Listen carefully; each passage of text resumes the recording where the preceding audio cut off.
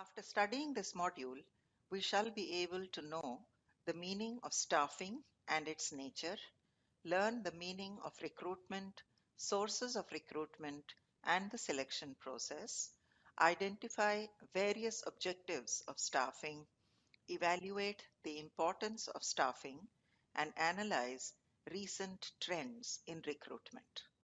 Management is regarded as a collective exercise including job and answerability for proficient and capable planning and parameters of operating of an enterprise in the course of accomplishment of given objectives. It is having an assorted symphony of variety of elements and conducts which are overlapping and extremely inseparable and are universal to every manager irrespective of his level and grade. The most widely conformist functions are given by Kuntis O'Donnell, that is planning, organizing, staffing, directing and controlling. In this chapter, we will spotlight on the significant functions of management. Let us first learn what we mean by staffing. According to Coates and O'Donnell, the managerial function of staffing involves manning the organization arrangement through appropriate and valuable selection, appraisal, and the development of personnel to fill the roles designed in the configuration. Let us now learn the nature of staffing.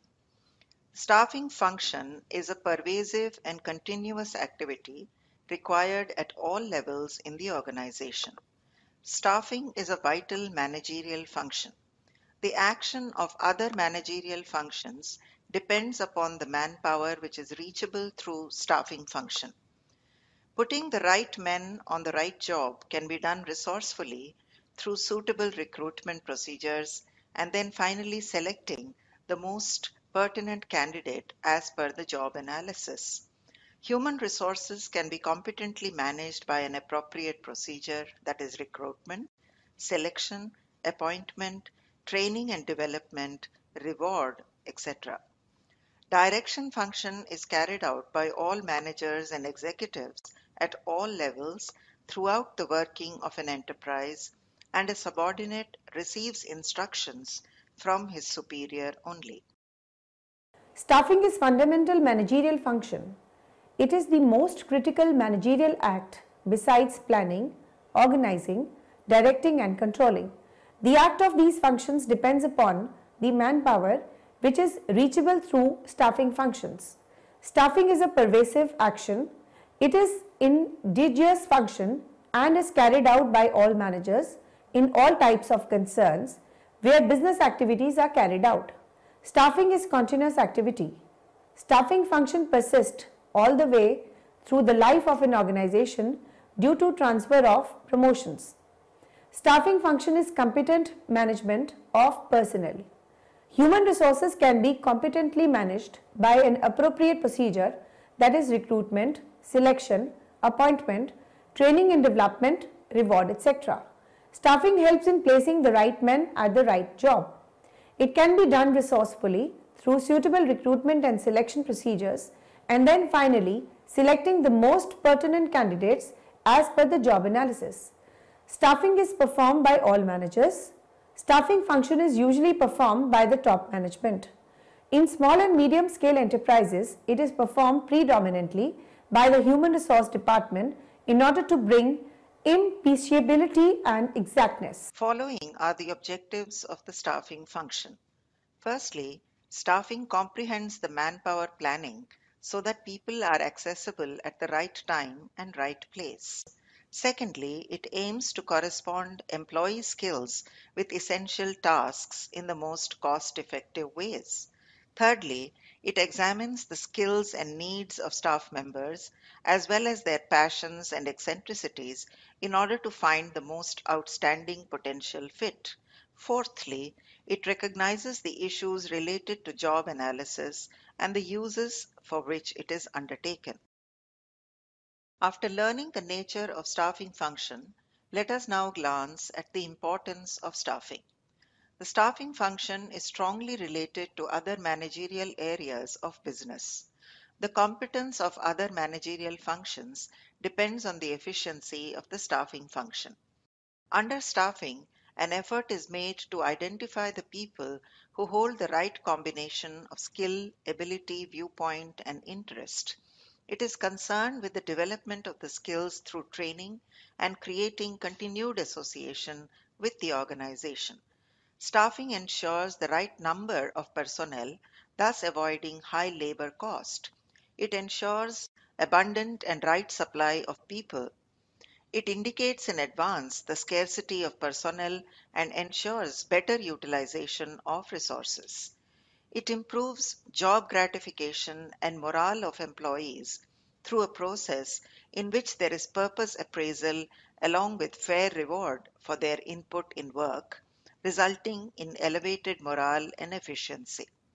It helps to construct proper human relationships in the organization. Good relationships are the key to healthier communication and synchronization of managerial efforts in an organization. Staffing function plays a noteworthy role in developing human resource. Staffing is considered to be the chief function in all the type of organizations due to the following reasons. Key to other managerial function, staffing function is strongly related to other managerial areas of business. Staffing function influences the direction and control the organization to a great extent and degree. The competence of other managerial functions depend on the efficiency of staffing function. Proficient personnel. Staffing focuses on employing a right persons for a right job. Under the staffing, effort is made to identify the people who hold the right combination of skill, ability, viewpoint, interest, etc. It is considered with the development of the skills through training and creating continued association with the organization. Best utilization of resources. Staffing ensures right kind of persons, etc. Avoiding high labor cost, it ensures abundant and right supplies of people, thus shun the combination of work by indicating in advance the scarcity of personnel. Improve job satisfaction. It improves job gratification and morale of employees through the process in which there is a purpose appraisal along with fair reward of their input to work, resulting into elevated morale and efficiency. Building healthy human relationships. It helps to construct the proper human relationships in the organization. Well-witty relationships are the key to healthier communications and synchronization of managerial efforts in an organization. Human resource development. Staffing function plays a noteworthy role in developing the human resource development. Capable and knowledgeable staff is considered to be the belongingness of the business. Long-term effect. Staffing decisions have long-term effect on the competence of an organization, and it makes sure the expansion of the organization with exact orientation of people employed in the organization. Potential contribution. Every corporate has escalation and diversified plans to meet these challenges of expansion and development. Staff selection should be based on the propensity of the probable employees to meet the panorama confronts that the organization needs to address. Let us now go through the elements of staffing. These are recruitment, selection, training and development, and remuneration. Finding and hiring the right person is enormously critical to the victory or failure of an organization. Recruitment should notify the competent individuals about employment opportunities, create an affirmative image of the company, provide enough information about the jobs so that the applicant can make the judgments with their qualification and interest, and produce the fervors amongst the best candidates so that they will apply for the existing positions. Let us first discuss recruitment. According to Edwin B. Flippo, recruitment is the process of searching the candidates for employment and stimulating them to apply for jobs in the organization. There can be two sources of recruitment, internal and external. Internal sources include transfers. The existing employees are transferred from one department to another according to their competence and experience. Promotions. The employees are promoted from one department to another with more remuneration and larger responsibilities based on their competence and experience. Upgrading and demotion of current employees according to their performance. Retired and retrenched employees. Retrenched employees may also be recruited again in case of scarcity of qualified personnel or to augment the workload. Dependents and relatives of deceased employees and disabled employees are employed by several companies so that the members of the family are helped and need not go out for work. External sources include press advertisements, going to educational institutes, also known as campus recruitment, placement agencies, employment exchanges, labor contractors, unsolicited applicants, employee referrals or recommendations, and recruitment at factory gate.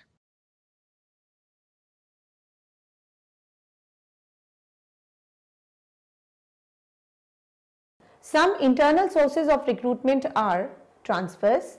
The existing employees are transferred from one department to another according to their competence and experience. 2. Promotion. The employees are promoted from one department to another with more remuneration and larger responsibilities based on the competence and experience. 3. Upgrading and demotion. Upgrading and downgrading of current employees according to their performance. 4th. Retired and retrenched employees. Retrenched employees may also be recruited again in case of scarcity of qualified personnel or augment in the workload. It saves time and cost of the organization as the people are already conscious of the organizational background, policies and procedure. 5. Dependents and relatives. Dependent and relatives of deceased employee and disabled employees are employed by several companies so that the members of the family do not become reliant on the others. External sources of recruitment are press advertisements. Advertisements of vacancy in newspapers and the journals are broadly used methods of recruitment. The main benefits of this method is that it has a wider reach. Educational institutions. Various management institutions, engineering colleges, medical colleges are the best external source of recruiting well-qualified executives, engineers, medical staff, etc. This source is called as campus recruitment. Placement agencies. Numerous private consulting firms perform the recruitment functions on behalf of the client and companies by charging a fees. Such agencies are predominantly appropriate former recruitment of employees and specialists. It is also known as the recruiting process outsourcing. Employment exchange. Government sets up the public employment exchanges all over the country. These exchanges offer job information to job seekers and help the employers in spotting the opposite candidates. Labor contractors. Manual workers can be recruited through contractors who keep close contacts with the workers. This source is mainly used to employ the labor for construction jobs. Unsolicited applicants. Many job seekers visit the office of well-known companies directly. Such callers are considered annoyance to the daily work routine of the enterprise, but it helps in developing the database of the probable candidates for the organization. Employee referrals or recommendations. Many organizations have pre-arranged system where the existing employees of the organization can refer their friends and relatives for some position in their organization. In addition, the office bearers of trade unions are regularly sentiment of the aptness of the candidates. Recruitment at factory gate. Amateurish workers may be recruited at the factory gate. Such workers may be employed every time a permanent worker is absent. Let us now look at the latest trends of recruitment. Outsourcing. Outsourcing is the contracting out of a business process to a third party. Outsourcing sometimes involves transferring employees and assets from one firm to another, but not always. Poaching. Poaching means employing a capable and experienced person already working with another reputed company in the same industry, and that organization might be a rival in the industry. E-recruitment. E-recruitment is the use of technology to aid the recruitment process. Employers publicize job vacancies through a world wide web. The job seekers forward their applications through email using the internet.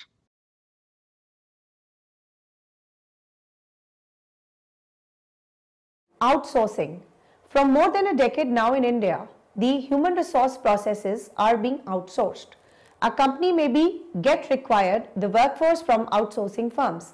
Such firm helps the organization by the early screening of the applications according to the needs of the organizations and creating an opposite pole of talent of the ultimate selection of the organization. Poaching, that is buying talent, is the newest mantra being followed by the organization nowadays. Poaching means employee is capable and experienced person already working in another reputed company in the same industry. The organization might be an opponent in the industry. A company can be a pull talent from another firm by pulling the striking pay packages better than the present employer of the candidates. But it seems as a unscrupulous practices. E-recruitment. Numerous didactic organizations use internet as a source of recruitment. E-recruitment is the use of know-how to aid the recruitment process. Employers publicize the job vacancies through World Wide Web. The job seekers forward their applications through emails using the internet. Instead, the job seekers place their CV in the World Wide Web, which can be withdrawn by the potential employees depending upon the desires. Let us now move on to another aspect of staffing, that is selection. It is the process by which an organization chooses from a list of applicants the person who best meets the criteria for the position available, taking into account the current market conditions.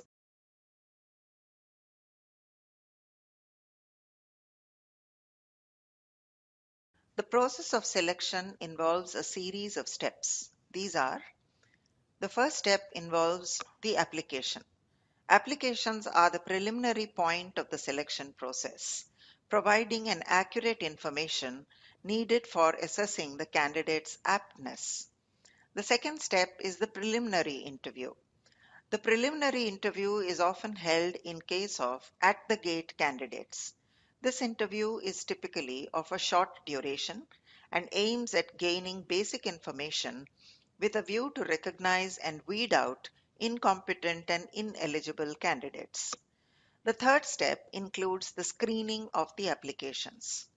The fourth step includes employment tests.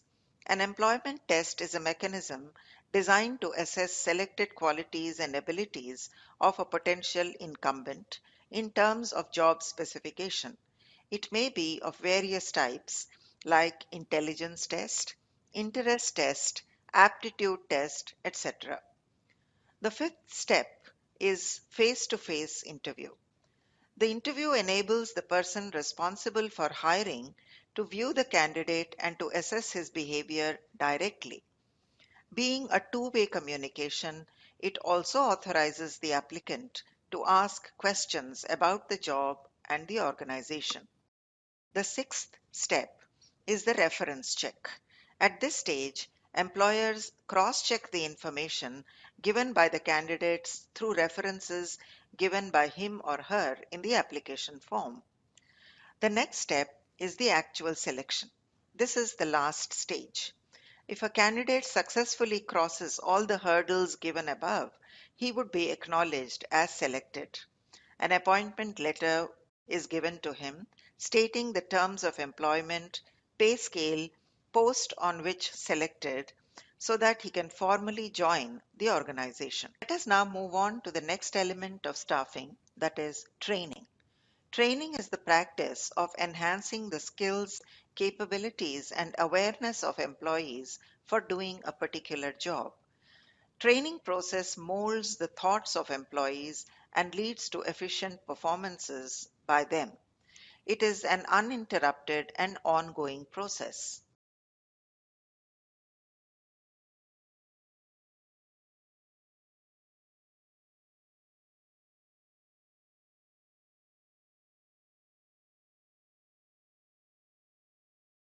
Training improves the morale of employees.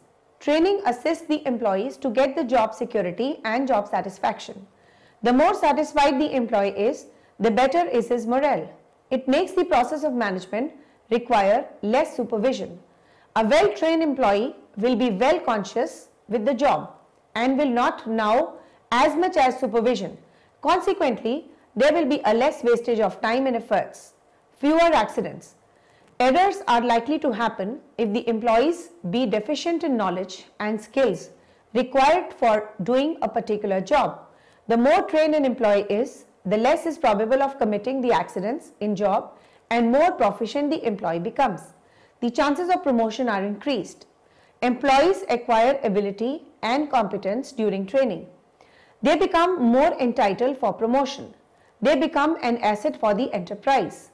It ensures increased productivity. Training develops the competence and the output of employees.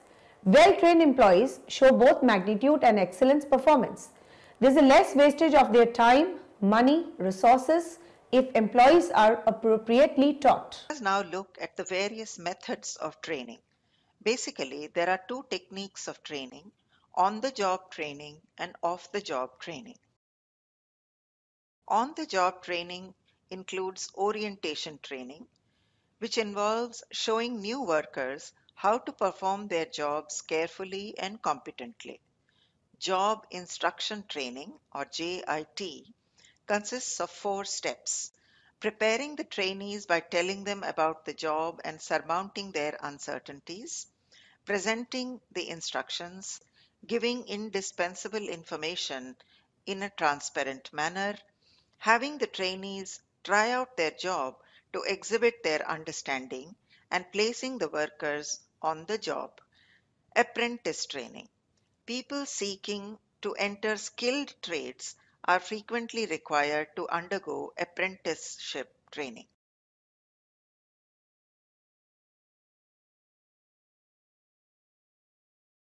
Internship and assistantship. An internship can be a method of on-the-job training for white-collar and professional careers. Internships for professional careers are comparable in some ways to apprenticeships for trade and professional jobs. Job rotation. Job rotation involves an employee changing positions within the same organization and ultimately returning to the novel position. The rationale is to give the employee a bit of a break and expectantly swell job satisfaction and motivation. Coaching. Coaching is a training process by which a person is supported whilst achieving a definite personal or professional competence goal. The term coaching may be understood as an unofficial relationship between two individuals where the one who has the greater knowledge and expertise than the other offers counsel and guidance. Off-the-job training methods include lectures or conferences, case study, role-playing, simulation, programmed instruction, and laboratory training.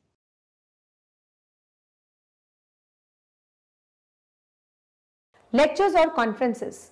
The conference or lecture approach is well bespoke to convey the detailed information, rules, procedures or methods. The use of audio-visual or demonstrations can make a formula classroom representation more appealing while increasing withholding and offering a vehicle of impounding more intricate points. Case studies. Cases present an in-depth portrayal of particular problem an employee might come across on the job. The employee endeavor to find and investigate the problem, assess alternating course of action and decide which course of action would be more suitable. Role playing. Role play is a replication in which each applicant is given a role to play.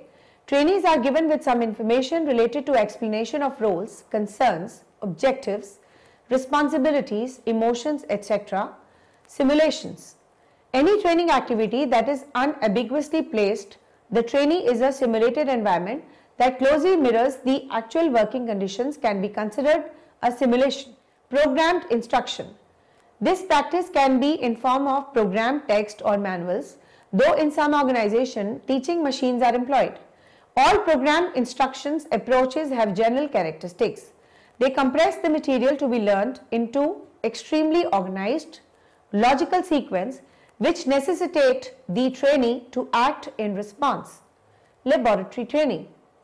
Laboratory training adds to conformist training by providing the situations and the trainees themselves experience through their own interaction.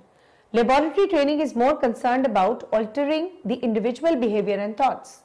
There are two techniques of laboratory: training, simulation, and sensitivity. Let us now turn to the next element of staffing, that is employment remuneration.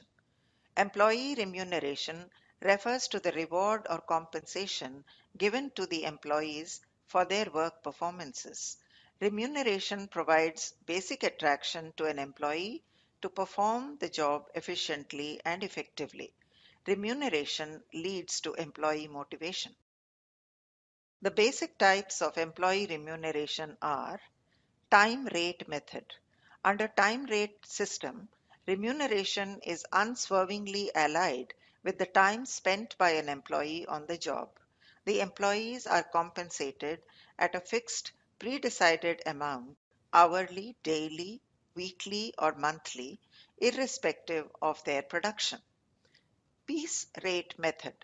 Under this method, the remuneration is paid on the basis of pieces produced by an employee. In this system, the stress is more on quantity output rather than quality output. Let us now summarize what we have learned in this module. In this module, we have discussed the concept of staffing, its objectives, and the elements of staffing, that is, recruitment, selection, training, and employee remuneration.